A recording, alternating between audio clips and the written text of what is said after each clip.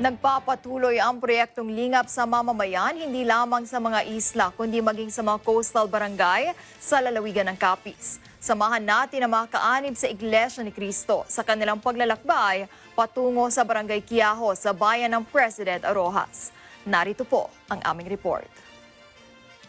Nasa coastal area ng President Roxas, Capiz ang Barangay Quiajo.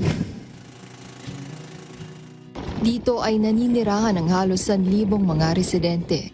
Marami sa kanila ang nabubuhay sa pangingisda. Sa madalas na pagkakataon, binabaha ang kanilang lugar kapag high tide. Mahirap namang pumalaot kapag low tide. Ganito po ang pahayag ng ating Panginoong Jesucristo. Ang ilan sa mga residente rito ay nasa proseso ng pag-anib sa Iglesia ni Cristo. Wala po, paalam dati sa Diyos po. Nalaman ko po sa Iglesia ni Cristo na may isa pong tunay na Diyos. Tanungin po natin. Ilo maayo man ang pana.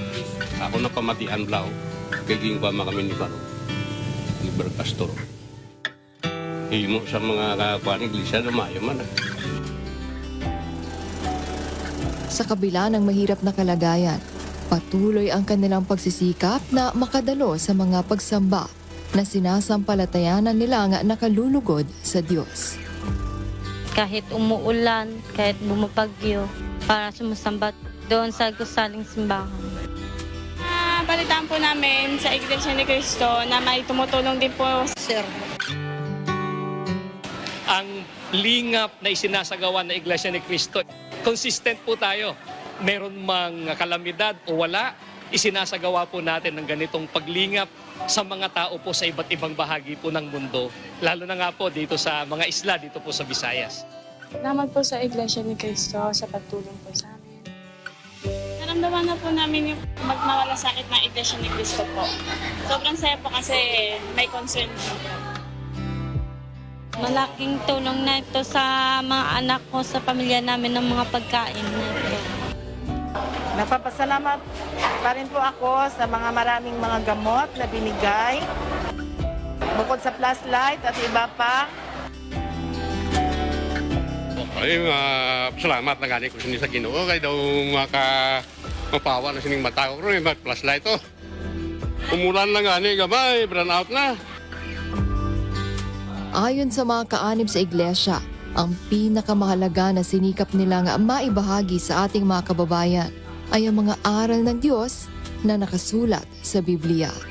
Pinangunahan ni kapatid na Don Omar Lebag, ministro ng Ebanghelyo, ang pagtuturo ng mga salita ng Diyos. Hindi po kami magbibigay ng puro-puro o di kaya ay palapalagay. Biblia po ang sasagot sa mga katanungan natin.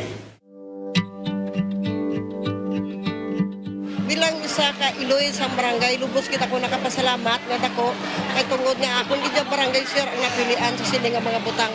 Na ini nga mga pastor nakabot sa akong barangay kay nakatagman sila sa pulong parte sa akong Ginoong Jesucristo. Ang araw ng pag-uong, dapat mo yung kasabitan.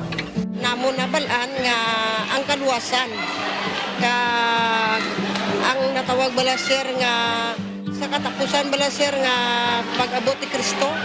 Ang dapat gawin ng tao, maging handa, magbalik loob sa Diyos, at umanib sa Iglesia ni Cristo. Ang mga kapatid po ay masaya kapag po sila ay nakikipagkaisa sa pinaigting na gawaing pagpapalaganap ng mga salita ng Diyos. Ang sabi po ng Panginoong Jesucristo, Para sa mga nasa proseso ng pag-anib sa iglesia, tamang landas ang kanilang tinatahak at tunay na pananampalataya ang kanilang tinanggap sapagkat ito ay mula sa Panginoong Diyos.